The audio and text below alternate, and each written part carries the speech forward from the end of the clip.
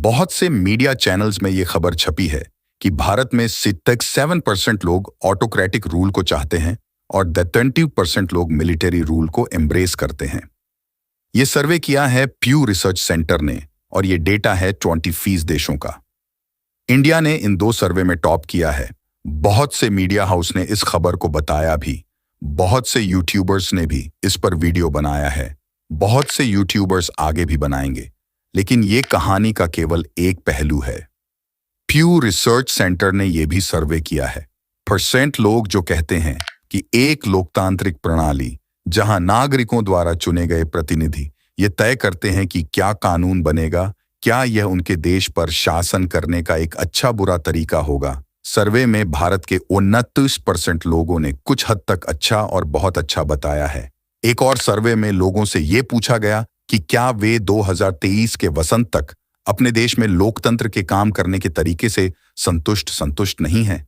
इसमें 72% लोगों ने संतुष्ट बताया, जो स्वीडन के बाद दूसरी कंट्रीज में सबसे ज्यादा प्रतिशत है। स्वीडन में 75% लोगों ने कहा था कि वो संतुष्ट है। ध्यान देने की बात है कि इसमें Bharat, Canada, America, Germany, Britain, France, Japan जैसे विकसित देशों से भी आगे था। एक रिपोर्ट जिसमें प्रधानमंत्री नरेंद्र मोदी की रेटिंग इंडोनेशिया और मैक्सिको के राष्ट्रपति के बाद तीसरे नंबर पर सबसे ज्यादा थी।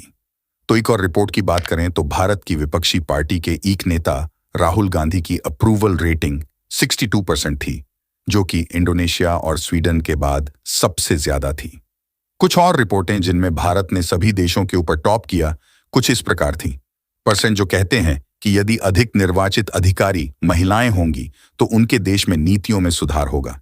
इसमें इंडिया में 68% लोगों ने सुधार होगा बताया, जो सबसे ज्यादा था।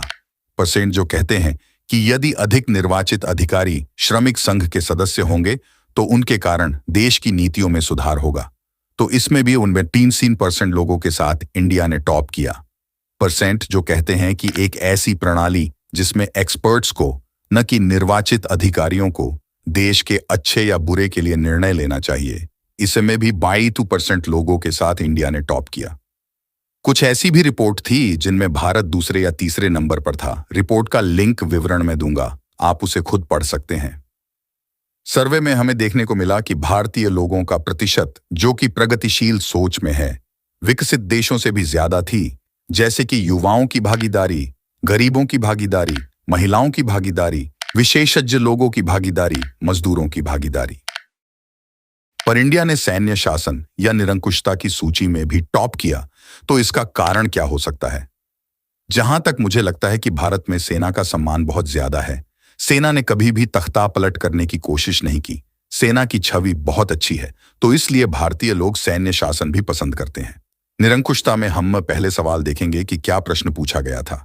पौली जो कहते हैं कि ऐसी प्रणाली जिसमें एक मजबूत नेता संसद या अदालतों के हस्तक्षेप के बिना निर्णय ले सकता है, उनके देश पर शासन करने का एक अच्छा बुरा तरीका होगा। तो इसमें हम देखते हैं कि भारत के लोग काफी हद तक न्यायिक सक्रियता पसंद नहीं करते, न ही वो संसद का हस्तक्षेप चाहते थे। लेकिन आखिर ऐसा क्यों? आइए एक वीडियो देखते हैं। Are fabulous people. They're just as talented as the Chinese, the Indian populace. But the system and the poverty and the corruption and the crazy democratic thing where you let anybody who screams stop all progress, it mirrors India with problems Lee Kuan Yew didn't have. Now, I don't think those Indian problems are all easy to fix.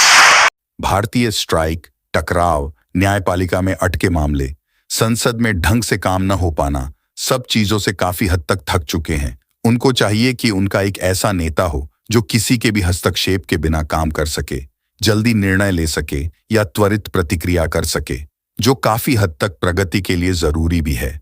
न्यायपालिका या टकराव democracy में जरूरी है ताकि सरकार की निरंकुशता पर लगाम लग सके। भारत किसी के बोलने से तानाशाह नहीं बनता, क्योंकि भारतीय जानते हैं कि क्या सच है और उनके लिए सबसे अच्छा क्या है।